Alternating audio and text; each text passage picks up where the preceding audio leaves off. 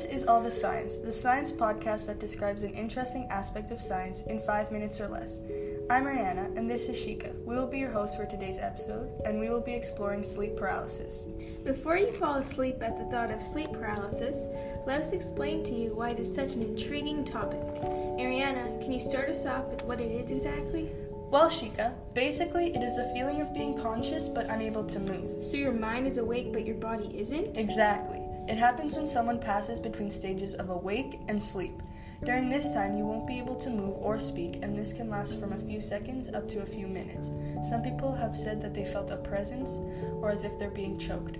Over the centuries, hallucinations have been described as an evil presence. Almost every culture throughout history has had stories of evil creatures that terrify people at night. Shikha, why does this occur? Honestly, it happens for a variety of reasons.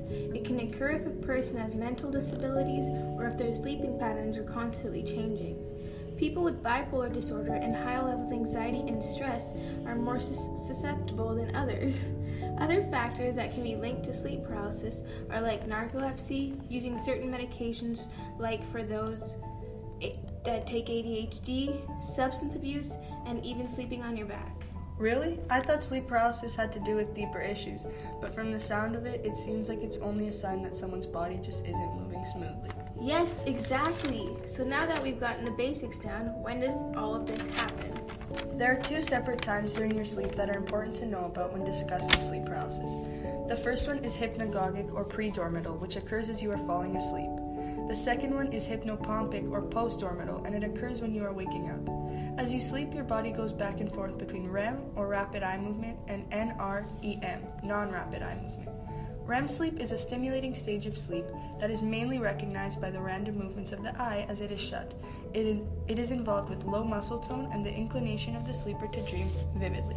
The reason behind all of this is because the brain activity increases. However, as much as REM sleep is when your dreams take place, because of the fact that your brain is working and the rest of your body is completely relaxed, the inability to move often makes people go into a panic mode as a response during sleep paralysis. Hallucinations are manifested from brain activity during REM sleep.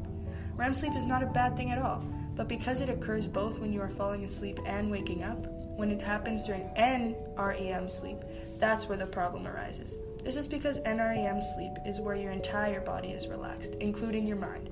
Therefore, when your mind technically wakes up at the wrong time, you freak out because you are basically awake in a sense, but still dreaming. It can be an extremely frightening experience. Now, who can sleep paralysis happen to? Well, I'm not trying to scare anyone, but if I'm being completely honest, at least 50% of people will experience sleep paralysis in their lifetime. Dang, I had no idea it was that common. So what you're telling me is that I have a 50% chance? Yep, and that's not all. About 7% of adults experience sleep paralysis more than once, and 35% of the adults with medical disorders experience it. Whoa, that's 5 times more than the average adult. I know, right? I heard that it's more common in young adults and teens due to our higher levels of stress, but as you grow older, the chances of experiencing sleep paralysis decline?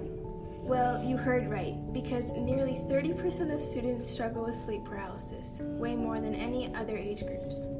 Wow, studies have shown that for every 5 people, at least 1 person will experience an episode once. Now that we've broken it down and hopefully shared our knowledge with the audience, we will talk about how you can prevent sleep paralysis. Oftentimes, there is not even a need to treat this condition, but you can try helping it by doing things like improving sleeping habits, such as getting 6 to 8 hours of sleep each night. You can also use antidepressant medication if that will help regulate your sleep cycle. Treating any mental health problems or even other sleep disorders such as narcolepsy or leg cramps can reduce the risk of sleep paralysis. But if it does happen to you, be prepared just to stay as calm as possible because it's only your mind playing games with you. Kind of like high school boy, Shikha? Yeah, pretty much. Just focus on wiggling your toes to begin waking up your body. And remember, there's no need to fear nighttime demons or alien abductors. I'm Ariana. And I'm Shikha. Good night.